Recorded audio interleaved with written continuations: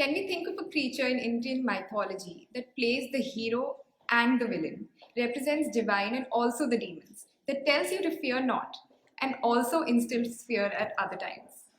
If you haven't guessed it by now, I'm talking about serpents and their depiction in Indian art. We are in the miniature painting gallery of the National Museum, and I'm going to take you on a short tour of a serpent trail here. Serpents have been companions to many deities. They are around the neck of Shiv. They can be seen as a resting bed, as Sheshnag for Vishnu. They are also seen coiled around Ganesha's waist or neck. Now let's refer to our first painting. Here we see a Jain Parshavnath Pat. The legends surrounding the Jain Tirthankar Parshavnath emphasize on his association with serpents. In paintings and in sculptures, he's always identified by a canopy of snake hoods over his head. According to accounts in the Kalpasutra, Parshavnath once saved a serpent couple that had been trapped in a log in an ascetic's fire. The snake, later reborn as Dharmendra, the lord of the underworld kingdom of Nags, sheltered Parshavnath from a storm sent by Meghmali. Here, Parshavnath is flanked by Dharmendra and his wife Padmavati. 8 concentric circles with lotus petals and auspicious symbols can be seen.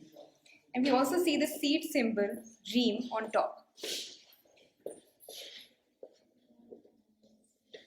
Now let's see when a serpent helped both Asuras and Devtas together. This folio of a Mughal manuscript, Razmanama, a Persian translation of the Mahabharata, shows a scene of the Samudra Manthan, when gods and demons came together to churn the ocean, using Vasuki, the king of serpents, as a rope. At the bottom of the mount sits Kurma, an avatar of Vishnu in a turtle form. There is a continuous narrative in the painting narrating the events that take place in the story. The demons hold on to the head of the snake while Devtas pull on the tail. Interestingly, Vishnu here is depicted with Sheshnag and Shiv has a snake around his hair, showing that the artist was trying to adhere to iconography despite Vasuki, Shiv's serpent companion, churning the ocean. While churning for the Amrit or elixir of immortality, many treasures surfaced from the depths of the ocean, including Kamdhenu, the wish-granting cow, Uchchai the 7-headed horse, Airavat, the white elephant, who was taken by Indra as seen here. Another gem from the Pahari section is this depiction of Kali from the Mandi school of painting, showing the multi-armed, wrathful goddess with coiled snakes around her wrists and neck. Here the serpents are adding to the ferocious nature of the powerful deity. A typical 18th century Mandi style painting after the Mandi masters with stippled shading technique, stylized figures with elongated limbs and accentuated fingers and toes. In Bhagavad Puran, we see Vasuki the protector and Kalya the destroyer. In this famous episode of the Kalya Mardan is the scene that you see here in front of you. We see Krishna battling Kalya, a 100-headed serpent who was poisoning the river Yamuna. The snake submitted to Krishna's supreme powers and the river was purified. Kalya's wives, seen here with serpent bodies and human heads, are pleading Krishna to show mercy to their husband, which he granted. This painting from Gulair Kangra has a lyrical naturalism to it.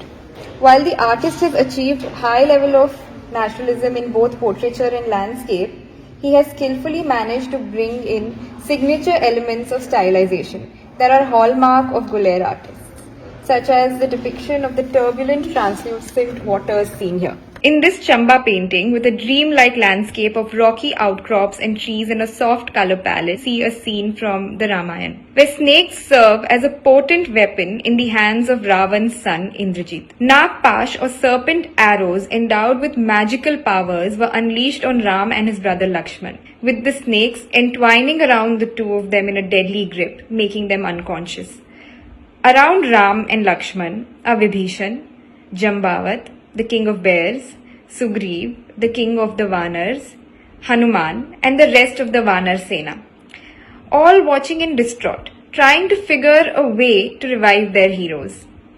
A little away, the celebrating demon army of Indrajit is seen, who seem to think they've won the war. Apart from being a part of mythology, serpents also serve as symbols of emotion. We are seeing a depiction of Abhisarika Naika, a woman who braves the terrors of a dark stormy night in order to meet her lover. We can see that she has walked considerably away from her palace. Thunder and rain break over her as she walks, undeterred by the ghoul on the tree, the lurking fox, and our familiar serpent.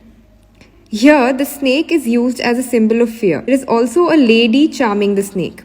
Krishna here, as the Nayak or hero, is also shown waiting for the Nayika, which we don't generally see in Abhisarika Naika depictions, making this unusual.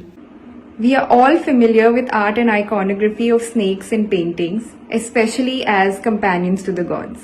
However, today we've also looked at some subtle depictions of serpents in paintings, giving you multiple perspectives on this creature. So spot these paintings the next time you're in the gallery at the National Museum.